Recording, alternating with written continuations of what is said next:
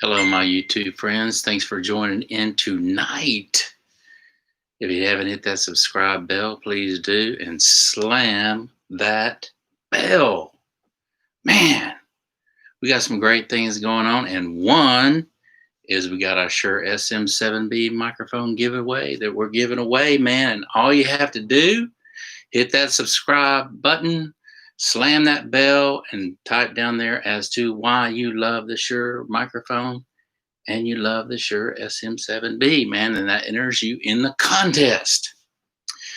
And Dennis, if you're out there, man, I hope you join in. I'd love to do a live chat with you next week or whenever you're available on the 20-year anniversary Michael Jackson thing. I know all my fans would love to hear your comments and hear what you have to say about that. And I'm excited too, man. I mean, what an honor. That's awesome, dude. But tonight, what we're going to be talking about is worship engineers, okay? Moving the faders. Don't be afraid to move those faders, man. That's what it's for. Move those faders. Use your ears, man. That's what you're up there behind there to do, is use your ears. And also controlling the sound on the stage.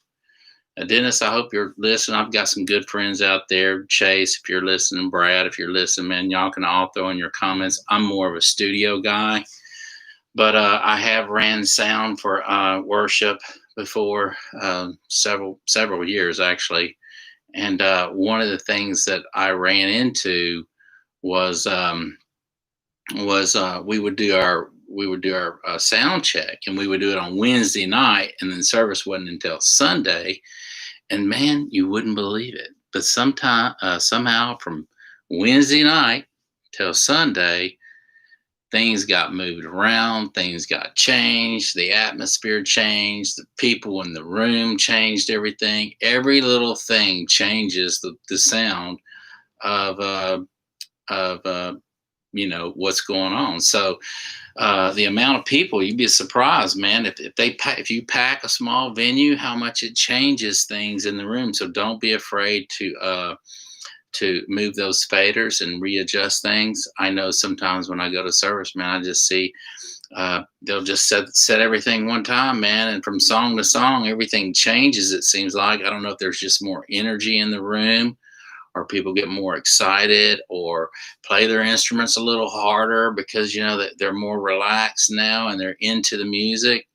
And so it's really important that you worship engineers up there pay attention to what's going on, especially if you have a relationship with everyone. Don't be afraid to what's best if they can get there early in the morning. Y'all can do a quick sound check.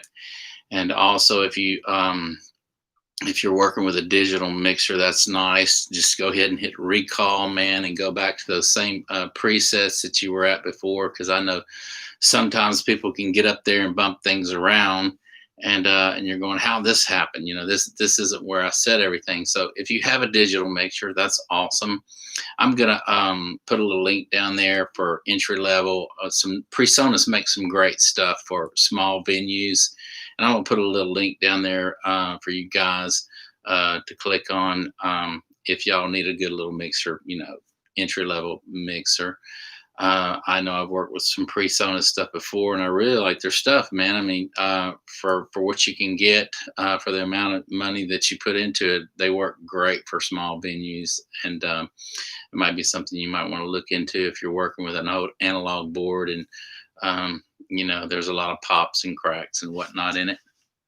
But if you can control the stage sound, man, you're 90% ahead of the game if you can control the stage. I know it seems like there was times we would go in there, or I'd just go up there and the guys, and I'd put a dB meter in there, man, and there'd be pushing 85, close to 90 decibels on the stage, man.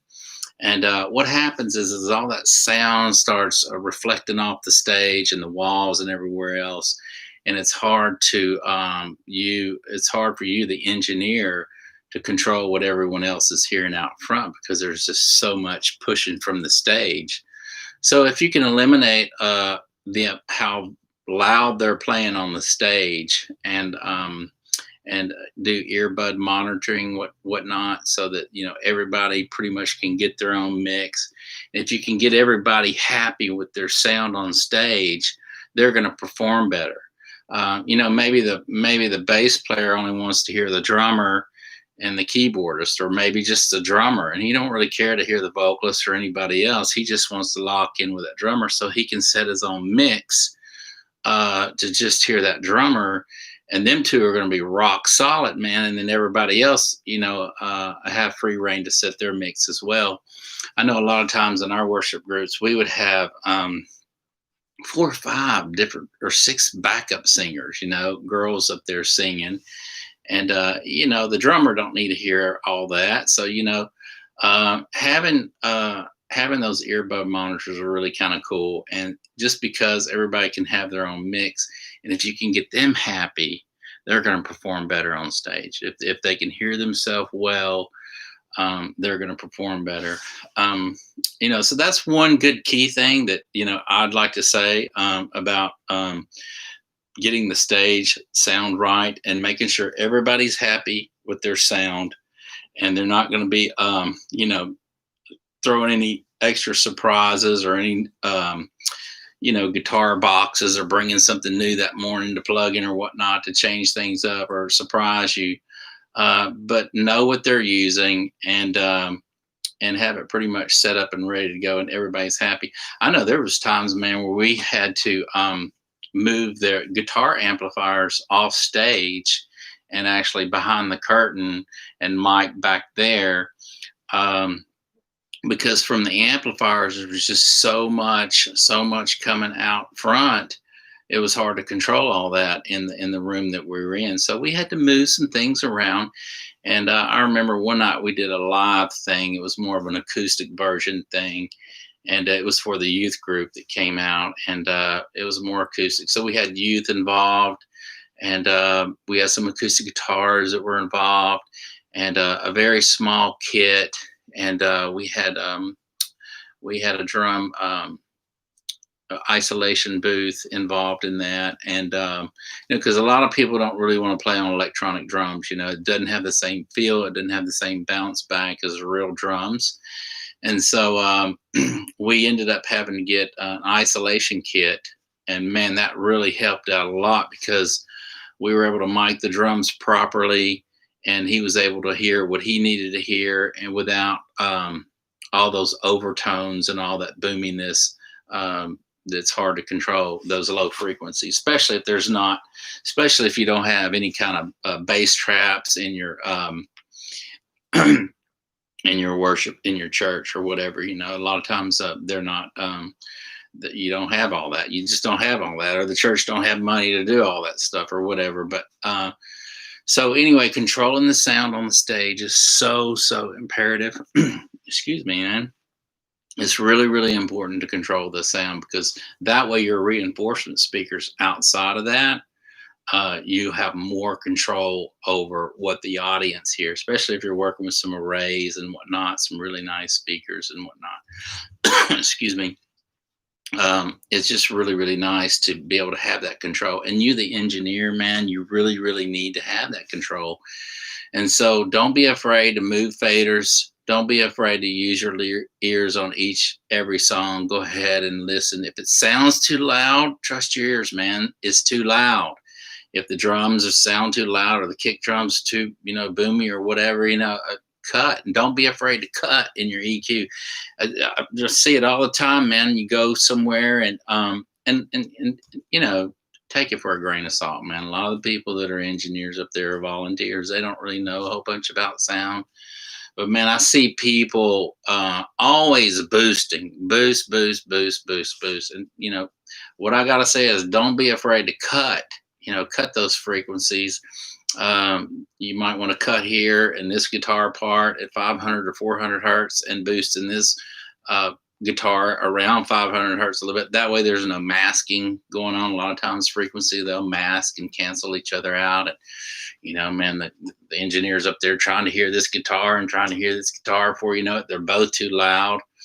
And so don't be afraid to use your ears, man. Trust your ears. It's a really good thing. And also, if you know, if you're doing sound check for the group, and you have a personal relationship with each one of them, and you're out on, whether you do sound check on Wednesday night or early Sunday morning, that you can say, hey, let's try this. It's a little too loud here. Let's try moving your amp there or whatever. But don't be afraid to get, just to tell them what you need, so that you can control those main speakers, and you'll have more control over what's going on out front. And look, they're going to play their best on stage because they're happy, man. They're happy with what they hear, and they're going to be getting into it. And then you do the rest. You do the rest of the work out front, and everybody else is going to be happy with what you're doing, because you got control of the sound, man. You got control of it, dude, and that's so important, man. And I just wanted to reiterate that. If the better you can control the sound on the stage, the better your sound's going to be out front, especially if your engineer knows just a little bit about EQ, compression, and things like that. And he's not afraid to move the faders in the moment during the song, rather than wait till the next song to, bring down the kick drum or whatever. And so if your engineer knows the song itself, and usually they do in worship groups, they, heard the song, whether they're playing Hillsong stuff or whoever stuff they're playing, they're going to know the song, how it sounds and how it sounds on the disc.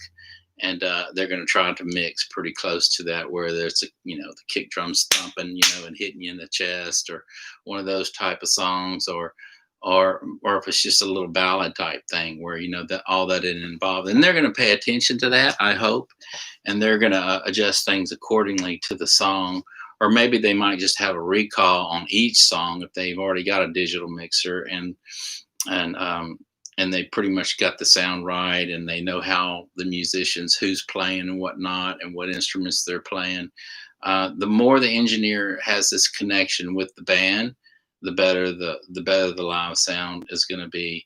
And especially if he knows the songs and he knows the singers and how they perform when they sing. A lot of times you might not want to hear all the chicks singing in the background. Maybe just one sings better than the rest, and you might just want to bleed the rest of them in there just as a backdrop. So you get to know these things, and you get to know who your powerhouse singers are, and who and how they perform, whether they eat the microphone when they sing, or where they really don't know good mic technique. I see that a lot of times. You'll get a singer up there, and she's, she volunteers. So, but she'll get up there and she's moving the mic all over the place, or she's singing sometimes, down here, and then sometimes she's singing up here. And then sometimes it may be over here, and sometimes she's not working the microphone properly. And I don't know if they're just nervous or whatever. But so as an engineer, you can teach these things to them to, pretty much keep the microphone in one general area that you're going to be singing in, and be conscious of that. And that way you're not having to, move the faders around, or just completely, block them out of the mix completely. So the more informed your musicians are, especially your singers, about mic techniques, the better you're going to have control over that on the sound on the front end part. And that's really, really crucial. So you want that control, like I say, and you don't want your singers some way out here with the microphone, and then some way eating the microphone like this, So if they all pretty much know mic technique and where they're comfortable singing in front of the mic, then that helps you as the engineer control the sound out front a lot better. So Dennis, man, if you've got any good recommendations, or you can add to this video with your knowledge, I'm sure my subscribers would really appreciate your comments. Also, Brad, if you're out there watching this, and Chase, you're out there watching this, you guys run around town and throughout all the cities, and y'all run sound for everybody all the time to get paid. That's y'all's gig. That's what you do. If you've got any great comments to put down below as to help someone in worship engineers benefit, that can help them, please throw some comments out there, because a lot of people just don't know, and they're volunteers, man, and they're doing the best they can, right? And at least they're volunteer. They want to learn. Okay.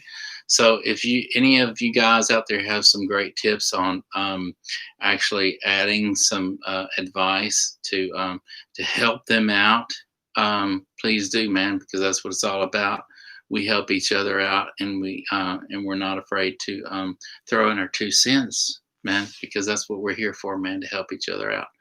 So appreciate it, man. Don't forget to subscribe to this channel, because it's an awesome channel. Don't forget to ring that bell and write down there as to why you love the Shure microphones, man, and especially why you love the SM7B, because that's the one we're going to be giving out, and you don't want to miss out, man. You want to be entered in the contest. But until then, we'll see you tomorrow.